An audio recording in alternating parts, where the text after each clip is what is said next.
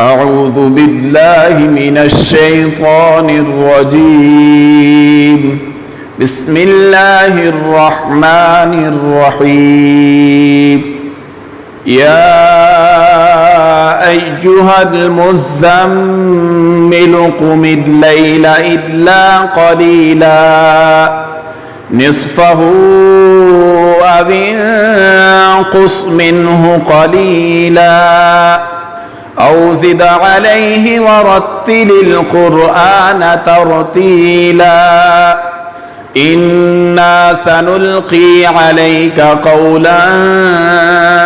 ثقيلا إن ناشئة الليل هي أشد وطئا وأقوم قيلا إن لك في النهار سبحا طويلا واذكر اسم ربك وتبتل إليه تبتيلا رب المشرق والمغرب لا إله إلا هو فاتخذه وكيلا واصبر على ما يقولون واهجرهم هجرا جميلا وذرني والمكذبين أولي النعمة ومهلهم قليلا إن لدينا أنكالا وجحيما وطعاما ذا غصة وعذابا أليما يوم ترجف الأرض والجبال وكانت الجبال كثيبا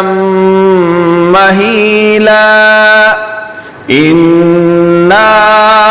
أرسلنا إليكم رسولا شاهدا عليكم كما أرسلنا إلى فرعون رسولا فعصى فرعون الرسول فأخذناه أخذا وبيلا فكيف تتقون إن كفرتم يوما يجعل الولدان شيبا السماء منفطر به كان وعده مفعولا إن هذه تذكرة فمن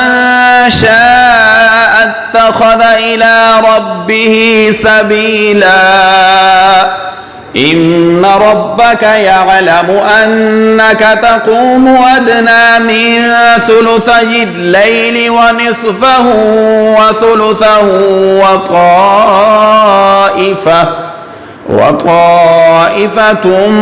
من الذين معك والله يقدر الليل والنهار علم أن لن تحصوه فتاب عليكم فاقرؤوا ما تيسر من القرآن علم أن سيكون منكم مرضى وآخرون يضربون في الأرض يبتغون من فضل الله وآخرون يقاتلون في سبيل الله فاقرؤوا ما تيسر منه وأقيموا الصلاة وآتوا الزكاة وأقرضوا الله قرضا حسنا وما تقدموا لأنفسكم من خير